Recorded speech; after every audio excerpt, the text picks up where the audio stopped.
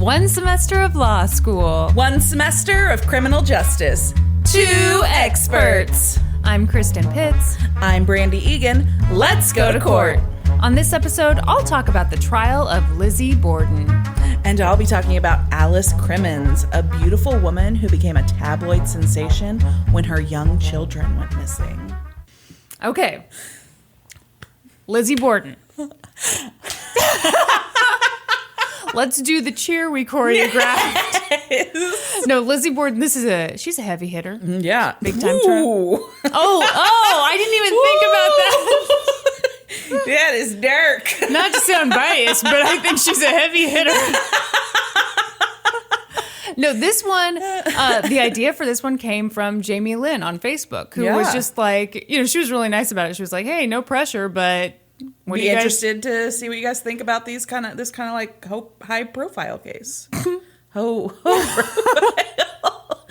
people know that Lizzie was also a hoe. Hoeing it around. Not true at all from my research.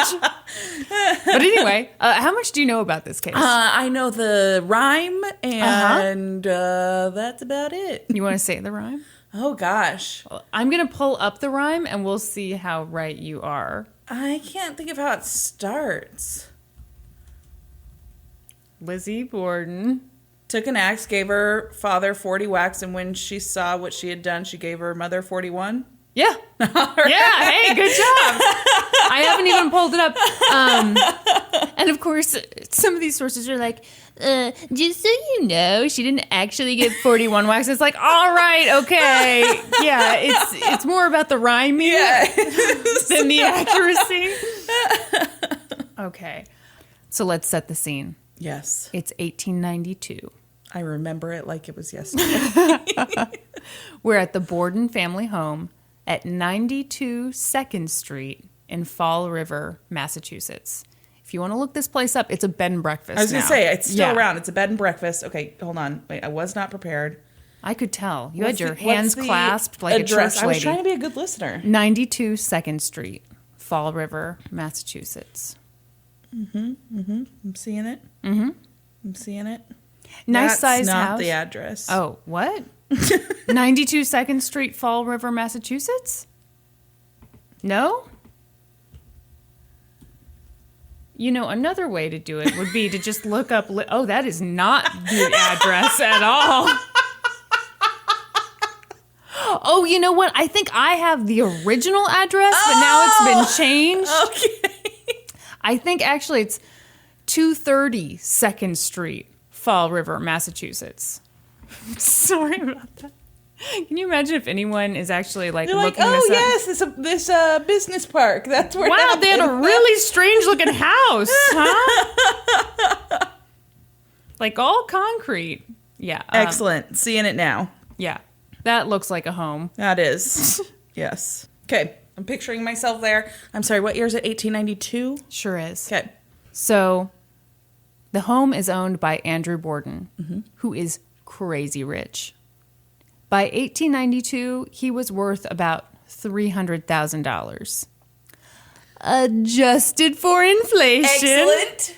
About $8 million. Wow. Yeah, pretty crazy. Nothing to sneeze at.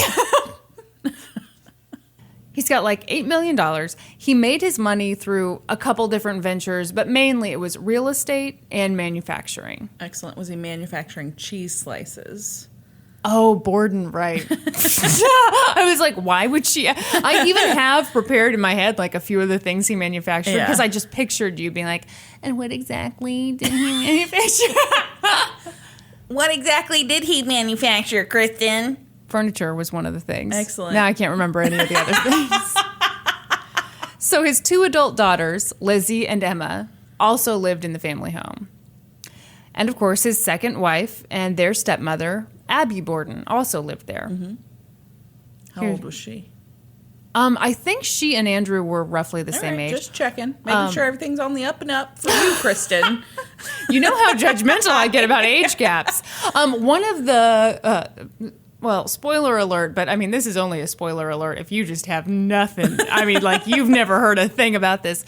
One of the newspaper headlines when they died said something like, it said something about how he was a, respected businessman and his aged wife murdered. So, boy, that's nice, isn't it? Yeah, it's not how my husband's a respected businessman and I'm his aged wife.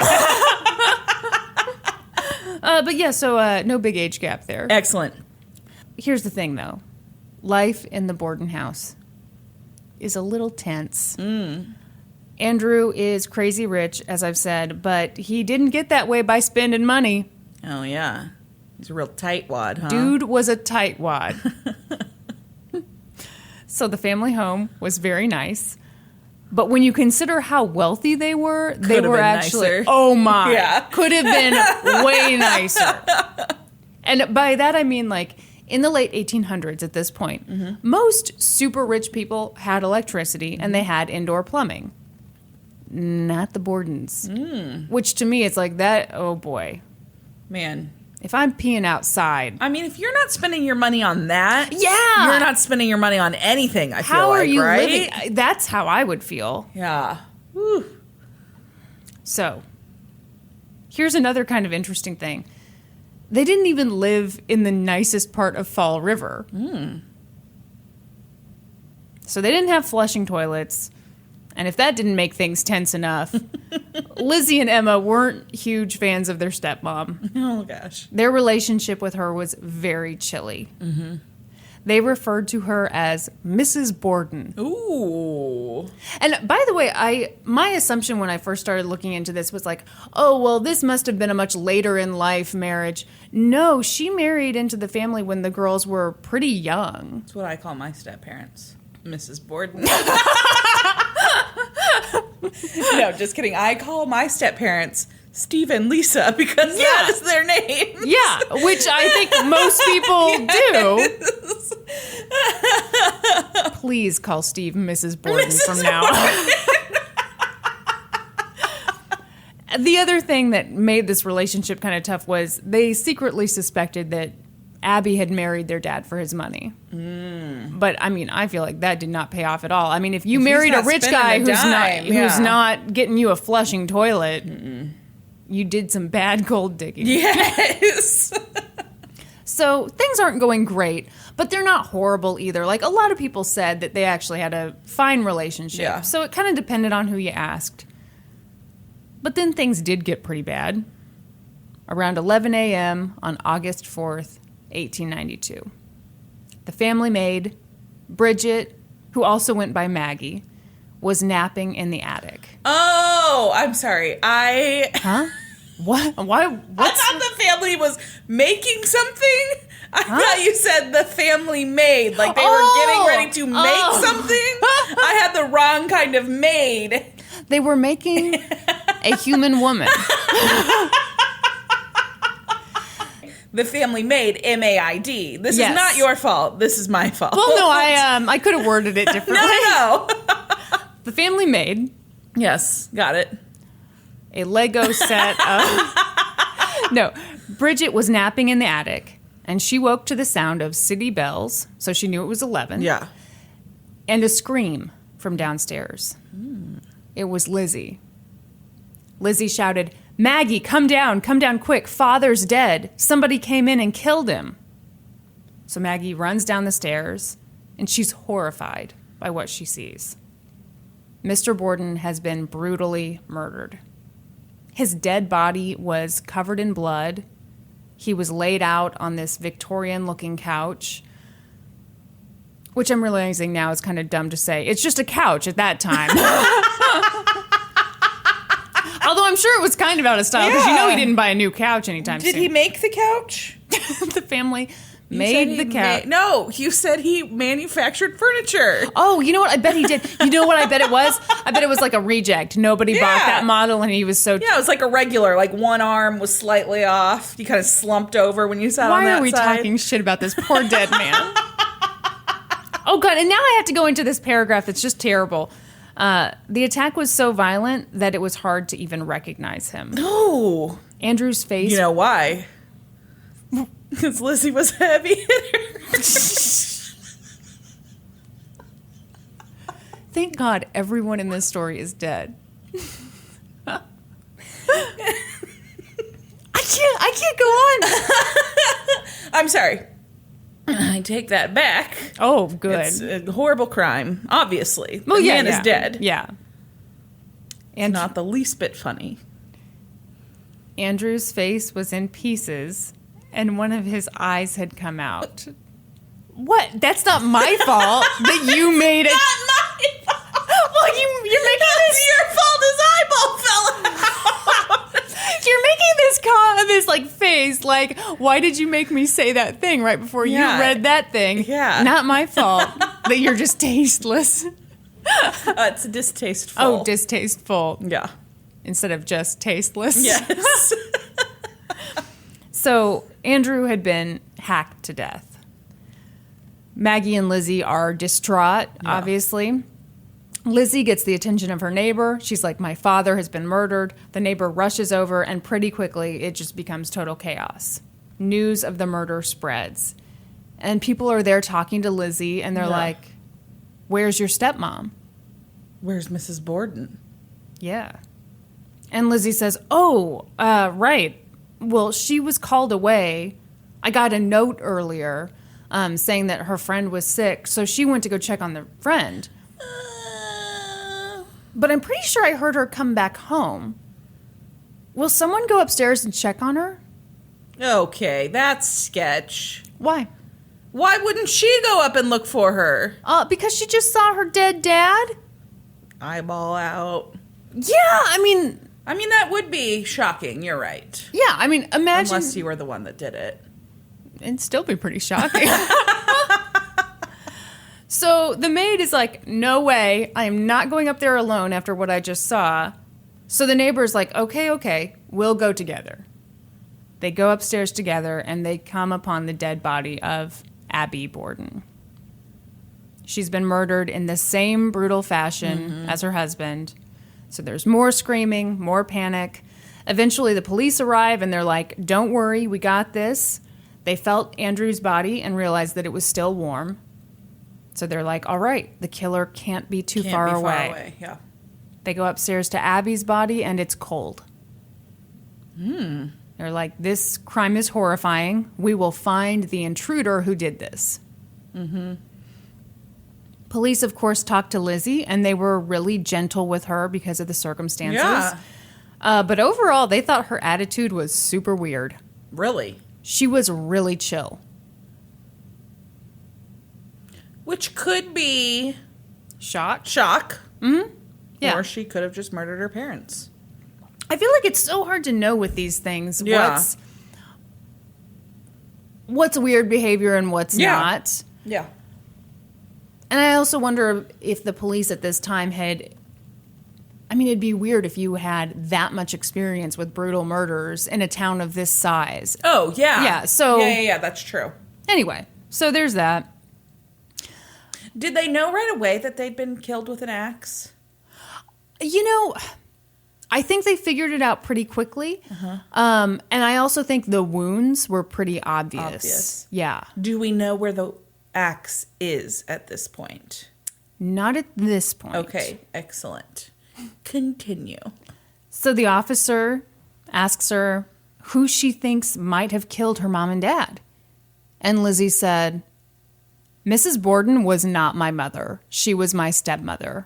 My mother died when I was a little girl. Ooh. Oof. What's colder than being cold? Ice cold! Yeah, thoughts? It is cold. Yeah. Yeah. Eventually, she went upstairs to lie down. And her doctor came by to give her some medicine to kind of keep her calm. And since she was so sick, the police didn't spend much time looking at Lizzie's room. They just wanted to be courteous. And so they just kind of glanced at everything. What'd they find? Nothing. What would they have found had they looked harder? That's an excellent question. But we'll never know? Yeah. Yeah, no, that Wow. when I say that's an excellent question, I Yeah. mean it. Like, a lot of people are like, well, gee, it would have been great if they'd like looked for bloody clothes in her closet.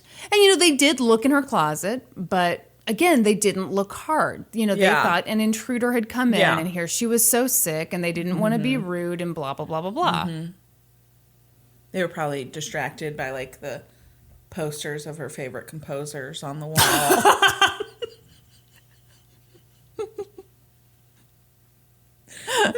Mozart and cutoffs. He did him with like his tongue out, like doing like the rock fist, looking super hot. Yeah.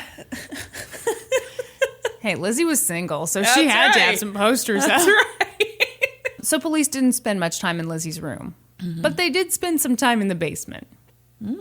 Right away, they found 2 hatchets and 2 axes. And eventually, they found a 3rd hatchet. And this one was missing the handle. What? So they've got the head of a hatchet? Mm-hmm. All right. So it looked like the handle had been snapped off recently. Now, how could they tell it was recently? That is an excellent question. And you sound like the defense right now. So that's a little foreshadowing. The police at that time, they were all in agreement. This looks like a recent snap. Okay. But I think that's a very fair question. Yeah. How the hell can you tell? How can you tell? Okay. Maybe there are ways. I am not a handle expert, so. Neither arguably are most police officers, but whatever. Yes. Usually most police departments have like one guy who's been to handle school. Handle school. He can be the expert. He's like, finally, I can get out from behind this desk and do some work. So many people are turning to guns these days. There was something else that was weird about the axe. The dust on it was different from the dust on everything else in the basement. What the fuck's that mean? Well, the police took it to mean that it had been the dust had been intentionally applied onto it to make it look like it had been in the basement for a long time. Okay, so you take it to the basement, you kind of like flip it over in the dust, right? And then you set it there with the other stuff. Yes. All right, I gotcha. Did it have blood on it? No. Okay. At least I don't think. I feel like that would have probably. Yeah. Yeah. If they're talking about the snap on the handle looking fresh, I think they might mention. By the way, there's fresh blood. So aside from that, the police really didn't have a lot to go on. Meanwhile, they talked to this maid at all? Yeah, a bit. But I mean, she told them what she knew. She was just sleeping. That's her alibi. Just asleep when it happened. You sound a little like some of these conspiracy theorists from more recently. But yeah, so, and I wish I'd written this part down, but earlier in the day, she'd been asked to go clean the exterior windows of the house, which apparently sucked because it was just such a hot day. So she went out and did I don't care if it's 70 and beautiful out. That sounds like the worst job. Yeah. Yeah. So she did that on like a super hot day and then like was so exhausted that she came in to her attic room, which had to be just sweltering, boiling hot, and took a nap. So right. that's her story. Meanwhile, people are just horrified by this crime. Who could have done it? Yeah. Initial reports blamed some dude. Some vagrant. The Fall River Herald said the top suspect was a Portuguese laborer who had come to the house to get some money from Andrew that Andrew owed him. But apparently Andrew had said, no, come back later. What? Yeah. Yeah. Not buying it. Why not? What's he? So he doesn't get his $12 he's owed, and so he hacks up a man and his wife, but leaves the 2 daughters and the maid? No. Oh, I should mention, Emma was out of town at this point, so it was fine. Left the 1 daughter and the maid. Still no. Okay. Doctors, meanwhile, examined the bodies, and for the most part, they were like, yeah, a man did this. How can you tell?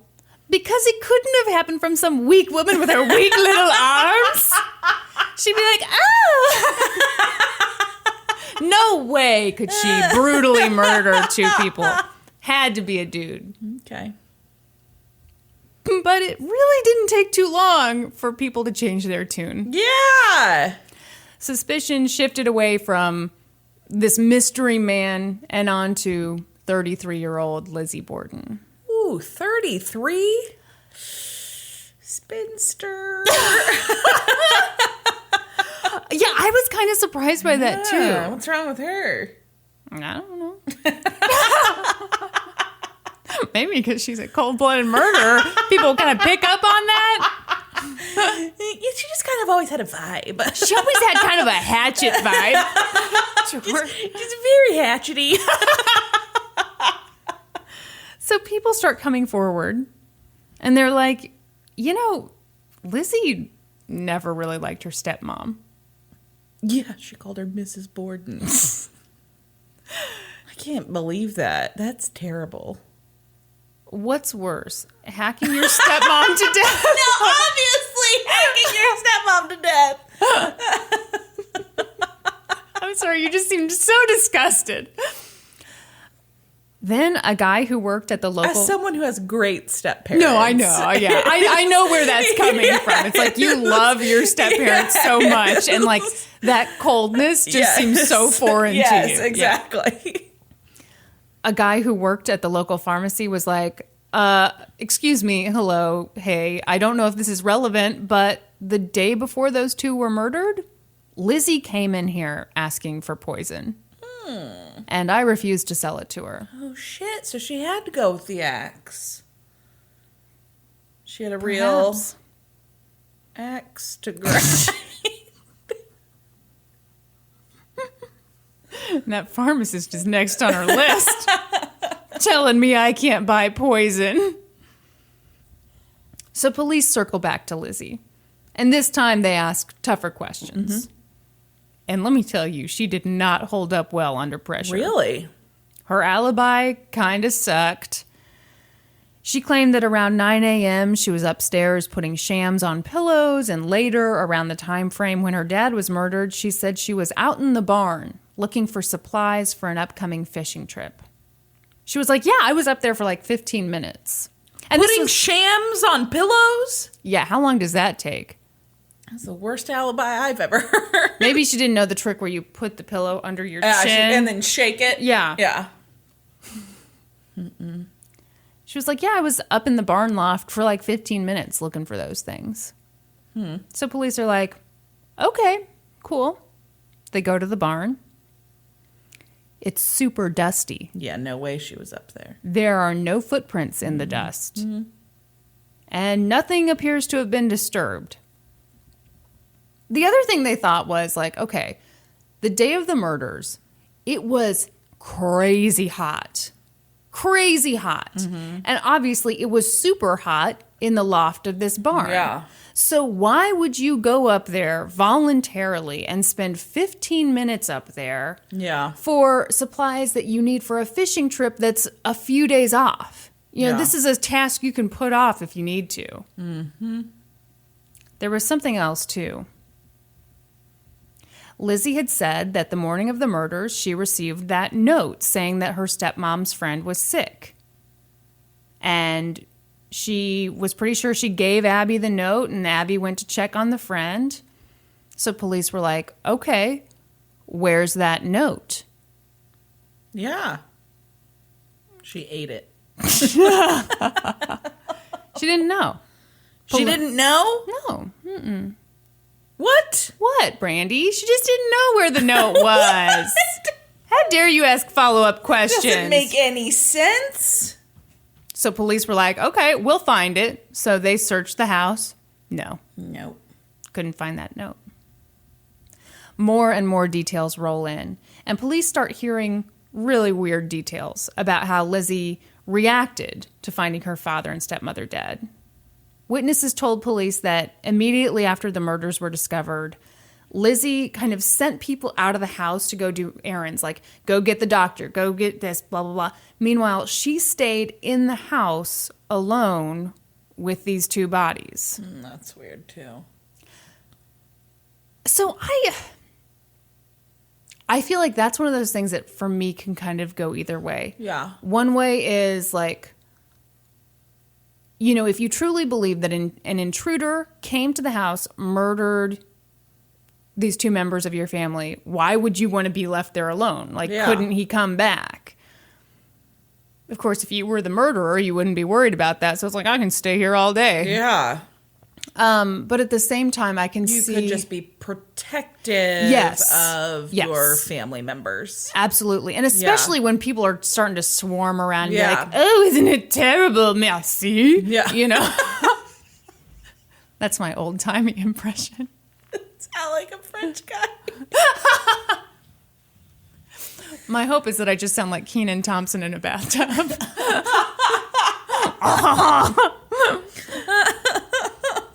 So that struck police as very odd.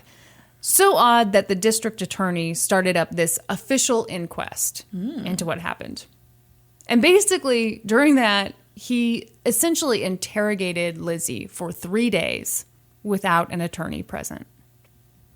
Wow. For 3 days? Mm-hmm. What'd he do? Put her in a cell at night? No. So here was kind of the weird thing. She was not charged with anything at this point. So she was living at home, but she was basically surrounded by police at all times. So these kind of, it's not technically called an interrogation, but it happened in a courtroom. Yeah. And she did ask for her attorney to be present. Okay. But under Massachusetts state law at the time, people who were being questioned in an inquest didn't necessarily have the right to an attorney. Wow. More on this later. Excellent. So Lizzie's testimony during the inquest was a mess. Mm-hmm. It was contradictory. At times, she seemed like confused by herself. Oh, gosh. A lot of her friends who supported her through this whole thing heard about her testimony and listened to the inconsistencies, and they were like, whoa, maybe she did do this. Right. Yeah. About a week after the crimes were committed, police arrested Lizzie Borden. Mm-hmm. She was charged with murdering her father and stepmother. Lizzie pled not guilty. All right. They put her in front of a grand jury that November, but the grand jury initially refused to give an indictment. Really? But then they reconvened. The prosecution had new evidence. Okay, and a couple different places, this is kind of the tough thing about some of these old-timey ones. A couple different places have this a few different ways. I'm just going with the source that I'm just deciding to trust. Excellent. So whatever. How did you vet them? Take us through your vetting process. The source I'm trusting is famoustrials.com. Excellent. Which is a website. I mean, I'm not educating you on this, obviously, because we both love this site. But it's put together by a law professor who studies famous trials. And he only writes about ones that he was present at.